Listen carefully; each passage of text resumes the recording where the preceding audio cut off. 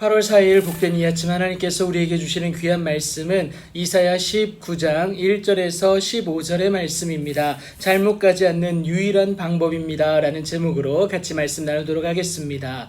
이제 하나님의 경고가 애굽에게 임하게 됩니다. 다른 때와는 다르게 여호와께서 빠른 구름을 타고 애굽에 임하실 것을 분명하게 말씀을 하시는데요.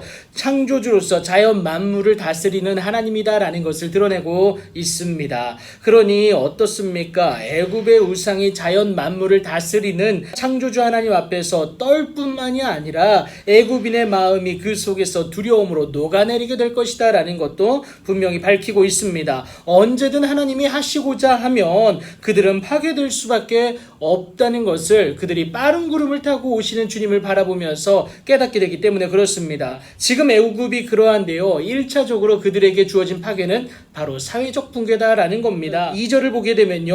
내가 애굽인을 격동하여 애굽인을 치겠다라고 분명히 말씀하시죠. 각기 형제를 이웃을 성읍이 성읍을 나라가 나라를 칠 것이다 라는 겁니다. 결국 내부적 갈등으로 인하여서 사회의 질서가 파괴될 것이다 라는 거예요. 이것으로 인하여서 여러분 3절 보시면요. 정신이 쇠약해집니다. 좌절감과 패배감이 있다라는 거예요. 그래서 계획이 깨뜨려진다라는 것, 이것을 말하면서 영적 해결 방안을 갖고자 우상을 숭배하는 모습들이 그들 가운데 있다라는 겁니다. 하나님을 찾아야 되는데 우상만 찾으니 그 문제는 더 악화될 수밖에 없다라는 겁니다. 그래서 여러분 그들에게 더 큰 문제가 그래서 주어지게 되는데요. 내가 애굽인을 잔인한 주인의 손에 붙이겠다. 포악한 왕이 그들을 다스리겠다라는 겁니다. 백성을 더 이상 제대로 돌보지 않는 것이죠. 그러니 사회적 붕괴는 가속화될 수밖에 없고요. 이것이 지속됨으로 인하여서 경제적 붕괴가 시작되는 것인데 하나님의 일하심으로 인하여서 바닥을 긁는 현상을 맞이하게 된다라는 거예요.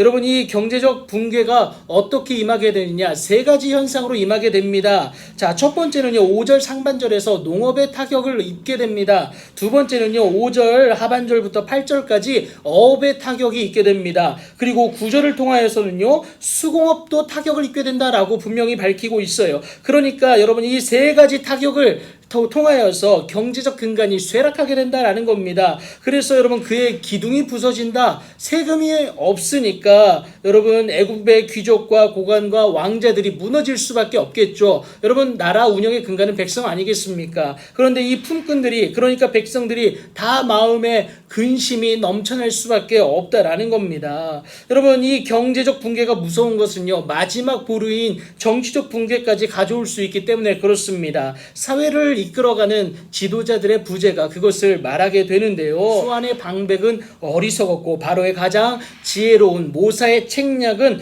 우둔해졌다라는 겁니다. 더 이상 지혜로운 자가 없어서 어떻게 무슨 일이 일어날지, 어떻게 그 길을 걸어 나가야 될지 설명할 자가 없다라는 겁니다. 여러분 그 순간에 그들이 만군의 여호와께서 애굽에 대하여 정하신 뜻을 알아야 된다라고 분명히 말하지만 알아들을 자도 없다라는 겁니다. 애굽 종족들의 모퉁이 똘이라고 말할 만한 방백들은 어리석었고요. 노베 방백들은 미혹되었기 때문에 여러분 어떻게 무엇을 해야 될지 알 자가 없다라는 겁니다. 여러분 여기서 모퉁이 똘은요 건물을 떠받드는 주출돌을 말하는 건데요. 그 건물을 유지케 하는 근간이 된다라는 거예요. 다시 말해서 삶을 이끌어가는 가치관이나 다름이 없다라는 것 여러분 기억하시면 되겠습니다. 이것은요 제대로 보이지는 않을지라도요 그 역할과 기능은 지대하다라는 겁니다. 모퉁이 똘과 같은 지도자들이 어리석음과 미혹받음으로 말미암아 애굽을 그릇가게 되는데 한순간이 아닙니다.